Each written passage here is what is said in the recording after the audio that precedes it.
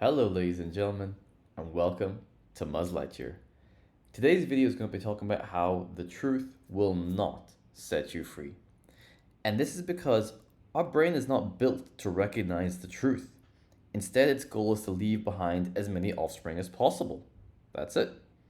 And as a result, history has shown time and again that we're willing to sacrifice our intellectual integrity to protect our cherished beliefs, whether this relates to our opinions on politics, on money, on religion, on other people, and just life in general. But if we take a step back, we can play connect the dots.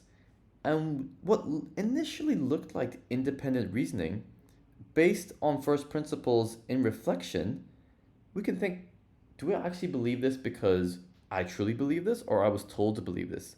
Do we consciously believe it, or was it influenced by our parents, our friends, our society? Are we fully appreciating the influence our environment plays on our decision making? Or are we taking the path of least resistance and disguising it as the truth? We've been conditioned to listen to authority figures and influential people our entire lives. We do what our parents tell us. We learn from what our teachers teach us. We complete what our bosses give us. We obey what our government orders us. We consume what our media feeds us. This is a lot of conditioning, and this conditioning has been ingrained into our psyche ever since we were children.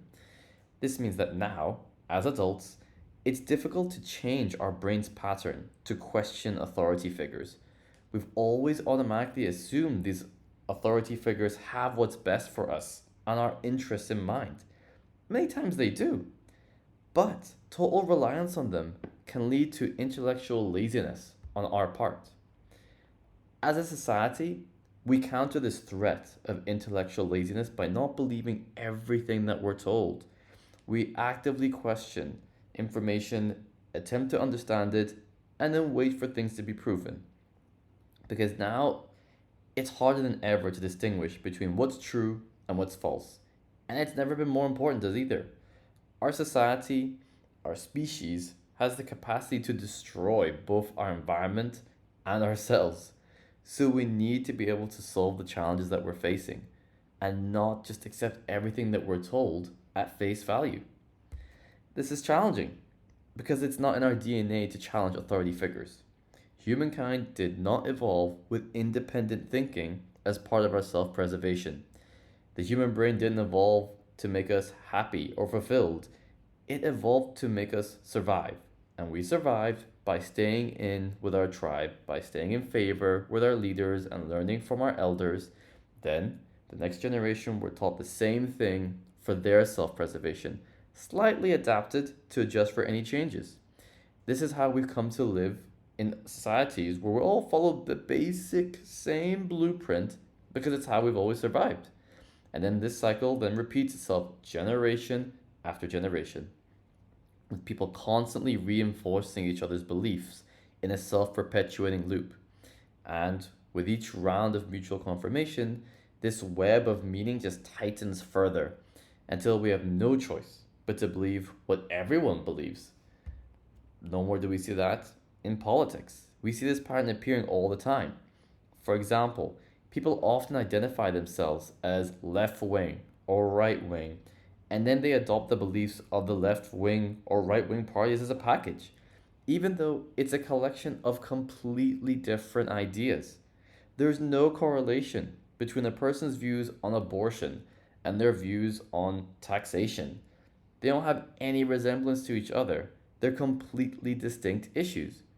But they come in a package, and so people buy into that package of views and ideals instead of looking into each one on its own merit.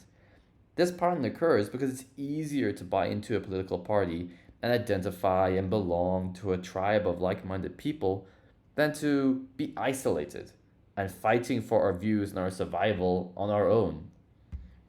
And this is scary.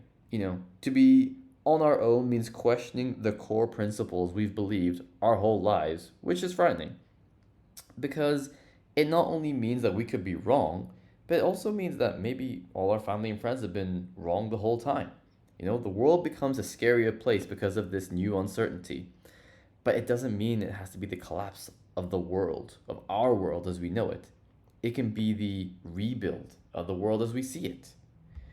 We live in a unique stage of humanity's existence compared to the last 200 thus plus thousand years of our Homo sapien ancestors. For most of the world's population, survival is a lot easier than it used to be, and we live in privileged societies in comparison to what most of the humankind has previously had to endure. So, for most of us, our primary purpose of survival is already taken care of, and then some. This means that following the tribe and its beliefs for our self preservation is not the necessity that it used to be.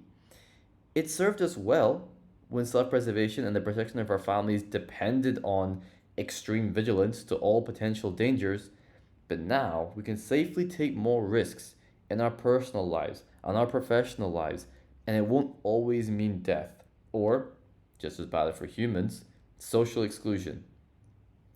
We no longer need to believe what everyone else believes just because they believe it. This isn't just because it's safer now to believe something different, but because they're just as likely to be wrong as any of us. So, something to think about. That's all I've got time for you today.